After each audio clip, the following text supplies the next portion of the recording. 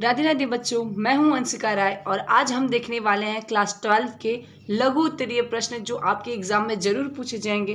तो चलिए बिना कुछ देरी किए हुए वीडियो को स्टार्ट करते हैं। सबसे पहला क्वेश्चन आपसे पूछा जाएगा कि पूर्ण पुष्प क्या होता है, जिसे हम लोग इंग्लिश में कहते हैं कंप्लीट फ्लावर। तो वह पुष्प जिनमें चारों प्रकार के चक्र पाए जाते हैं उन्हें पूर्ण पुष्प कहते हैं। जैसे हमने कल ही बताया था कि कौन कौन से चक्र होते हैं एक पुष्प के अंदर। तो 4 चक्र पाए जाते हैं। पहला होता है बाह्य दल, दूसरा दल, तीसरा जायांग और चौथा पुमंग। अगर किसी पुष्प के अंदर ये चारों चीजें पाई जाएंगी तो उस पुष्प को कहा जाएगा पूर्ण पुष्प, कंप्लीट फ्लावर है भाई। उदाहरण स्वरूप गुड़हल का आपने पुष्प देखा होगा, गुलाब का देखा है, लिली का, ये सब क्या होते हैं कि पूर्ण पुष्प होते हैं। और पूर्ण पुष्प होने के साथ साथ उभयलिंगी भी होते हैं। अब ये उभयलिंगी क्या है, ये हमारा जो चौथा क्वेश्चन है उस पर आपको अच्छे से समझ में आ जाएगा। ठीक है, तो हमने समझा कि पूर्ण पुष्प क्या होते हैं, जिनमें चारों चक्र पाए जाते हैं उसे पूर्ण पुष्प कहा जाता है।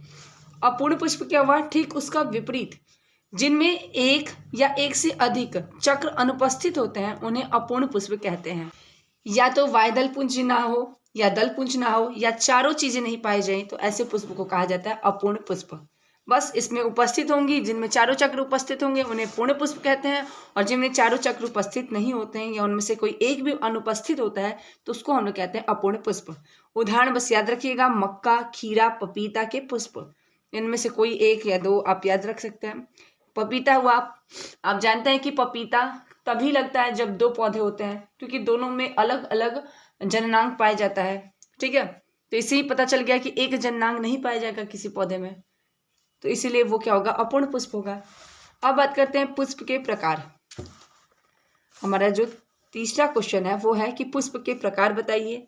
तो जननांगों के आधार पर पुष्प 2 प्रकार से होते हैं। इसमें प्रश्न 2 तरीके से पूछ सकते हैं, या तो डायरेक्ट पूछे कि पुष्प के प्रकार बताइए, या फिर ऐसे पूछे एक लिंगी पुष्प क्या होता है, द्विलिंगी पुष्प क्या होता है, या उभयलिंगी पुष्प क्या होता है। ठीक है, ऐसे करके पूछ सकते हैं। तो पहले समझते हैं एक लिंगी पुष्प। एक लिंगी, नाम ही से पता चलेगा, लिंग मतलब जनन अंग और एक मतलब एक, जिसमें केवल एक लिंग पाया जाता है, एक जननांग पाया जाता है, उसको एक लिंगी पुष्प कहते हैं। तो जब पुष्पों में स्त्री केशर या पुंकेशर में से कोई एक जननांग उपस्थित होता है तो उसे एक लिंगी पुष्प कहते हैं। जैसा मैं लिख रही हूँ, अगर आप एग्जाम में ऐसे लिखते हैं तो आपको बहुत अच्छे नंबर मिलने वाले हैं। इसके साथ ही आप कुछ बढ़ा चढ़ाकर भी लिख सकते हैं। तो सबसे पहले समझते हैं एक लिंगी क्या होगा, कि जिसमें स्त्री केसर जिसे जो क्या होता है कि मादा जननांग होता है, पुंकेशर जो नर जननांग होता है पुष्प का, उसमें से कोई एक उपस्थित होता है तो उसको एक लिंगी पुष्प कहते हैं। जैसे पपीता, मैंने अभी बताया, पपीता अगर आप लगाना चाहते हो, आप फल उसमें उसका खाना चाहते हो, तब आपको क्या चाहिए कि 2 पपीते के पेड़ लगाने पड़ते हैं। ठीक है, क्योंकि पपीता जो होता है एक लिंगी होता है। एक मान लीजिए ये एक पौधा है, पेड़ है, और एक ही है, एक पे नर होगा और एक में मादा होगी। ठीक है, तब जाकर परागण की प्रक्रिया के दौरान इन दोनों में क्या होता है, फल लगते हैं। ठीक है, दूसरा क्या है उसका उदाहरण, एक लिंगी का तरबूज। अगला है द्विलिंगी। द्विलिंगी को हम लोग उभयलिंगी भी कहते हैं। क्यों, द्वि मतलब 2 और लिंगी मतलब लिंग, और किसी भी पुष्प में 2 ही लिंग होते हैं, एक नर एक मादा। तो जब दोनों नर किसी एक ही पुष्प के अंदर उपस्थित होते हैं तो उसको कहा जाता है एक द्विलिंगी। ठीक है, जब पुष्प में दोनों नर व मादा जननांग उपस्थित होते हैं तो उसे द्विलिंगी पुष्प कहते हैं। उदाहरण के लिए गुड़हल, गुलाब, सरसों, टमाटर। आपने गुड़हल या गुलाब में देखा होगा, ठीक, उसमें क्या होता है कि दोनों जो जननांग होते हैं, स्त्री केसर और पुंकेसर, एक ही पौधे में पाया जाता है।